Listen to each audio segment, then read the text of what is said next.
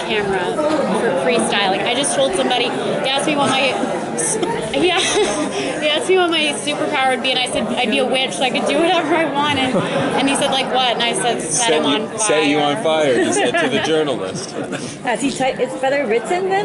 No, that was on camera. Thank God. I was just riffing.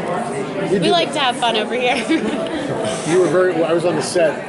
Yes, I remember you. You were very dry that day. So it was very every day. That and every day, yes. Yeah. So tell us about your character. Yep, there you go. Okay.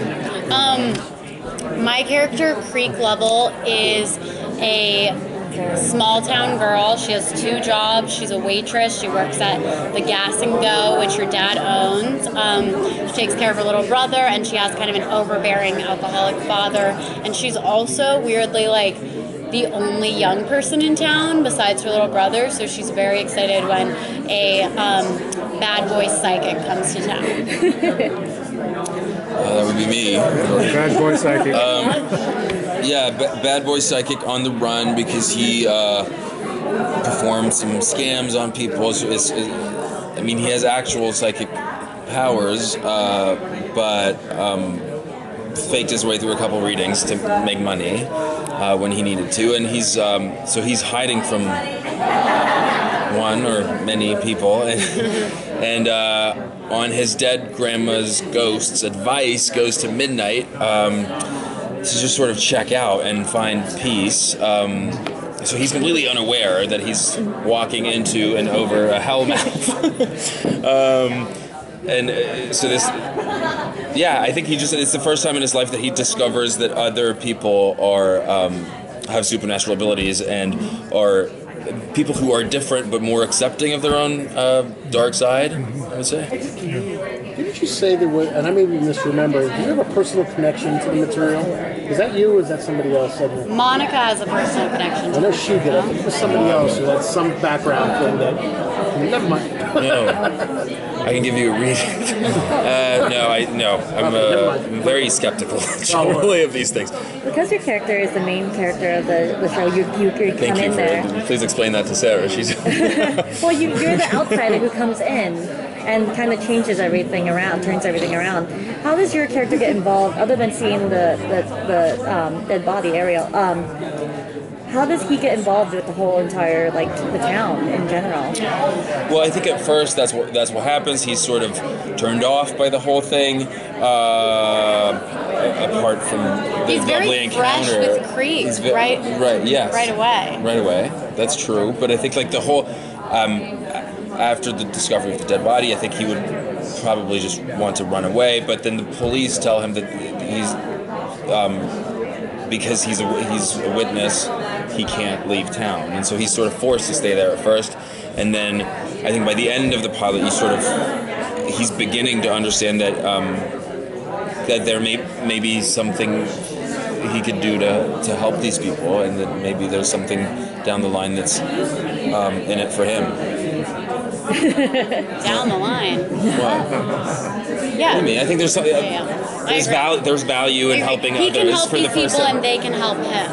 They can help him, but there's also value in doing something for other people. Manfred, I think, has been pretty selfish up until then, but I think he sees that there's... I see what you're saying. You see? You get it? Yes. Yeah. Because your father is so protective over your character, is that significant that you may be the most powerful character in magic or spells, or maybe the most magical person as a character? Is that why? Is that why he's being protective? Is that a possibility? I'm not going to say. For you, what do you want Manfred's abilities? And if you could talk to someone from the dead, who would it be and why? I'm sorry. What's the first part of the question? What do you want Manfred's abilities?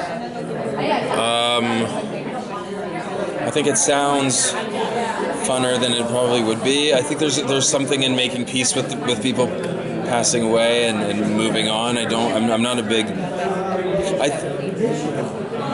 not that I don't believe in the afterlife, even though I don't, actually.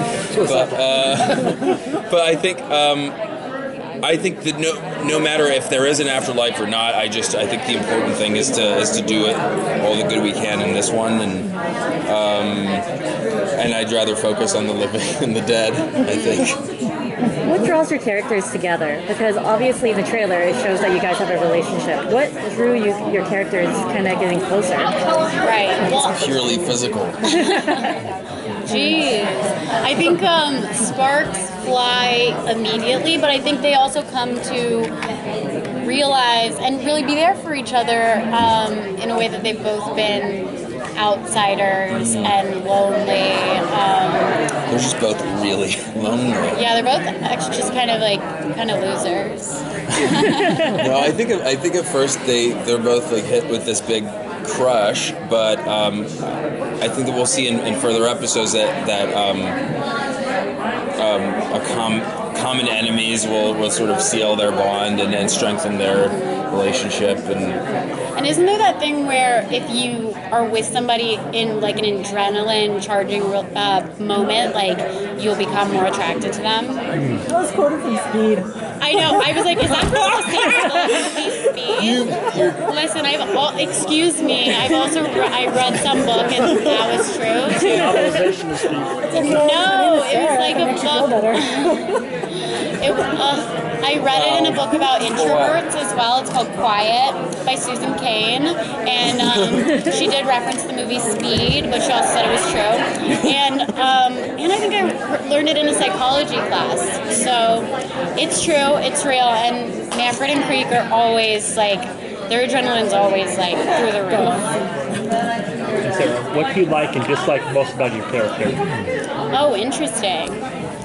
I love that Creek is smart and sassy and funny while also being like a really responsible, loving older sister, and that she's struggling to be good to her family even though it's kind of a complicated situation. I come from the show Parenthood, where family is kind of the end-all be-all, and she doesn't have that same kind of idyllic family situation, and the way that she deals with that is really exciting and interesting and kind of sad, but empowering to get to explore. I think that Creek's character. Yeah? I think that Creek's character actually shows that you don't need supernatural powers to be a hero. Wow. Thanks, Francois.